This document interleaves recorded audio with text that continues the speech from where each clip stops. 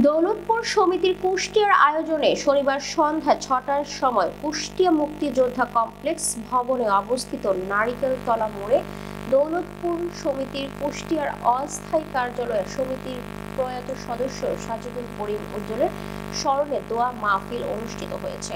সমিতির আহ্বায়ক মোহাম্মদ ইয়ার আলীর সভাপতিত্বে ও অন্যতম শহীদ সরকার মঙ্গল এর সার্বিক পরিচালনায় দোয়া মাহফিলে উপস্থিত ছিলেন পেশাবুদ্দিন, মোহাম্মদ আজিজুল হক, এম এ হাশেম, মঞ্জুরুল হক, হামিদুর রহমান বকুল, মোহাম্মদ বশির উদ্দিন বিশ্বাস, আরিফ হোসেন, মোহাম্মদ মঈনুদ্দিন, এ কে এম ফয়সালুল কবির, মোহাম্মদ রেজাউল হক, আহসানুল হক, সাইদুল ইসলাম, সেলিম তোহা, বোরহানুল ইসলাম সহ সমিতির সকল সদস্য।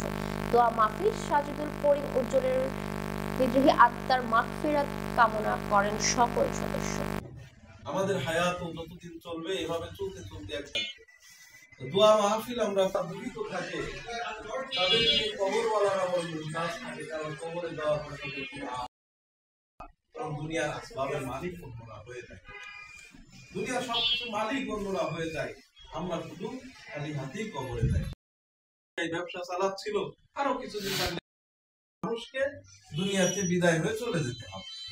সমস্ত মাখলুক যারা জীবন নিয়ে দুনিয়াতে আসছে তারা কবরে যাবে, এটা মানুষের দেখে দেখে একটা অভিজ্ঞতা হয়ে গেছে, মানুষের বড় একিন হয়ে গেছে।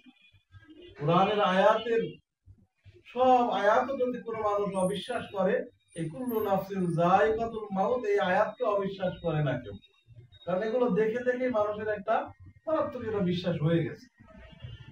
আমাদেরও শিক্ষা এটাই যে আমরাও দুনিয়াতে বিদায় হব, আমাদের হায়াত শেষ হবে, হায়াত লম্বা একটা সময় আল্লাহ আমাকে দুনিয়ার বুকে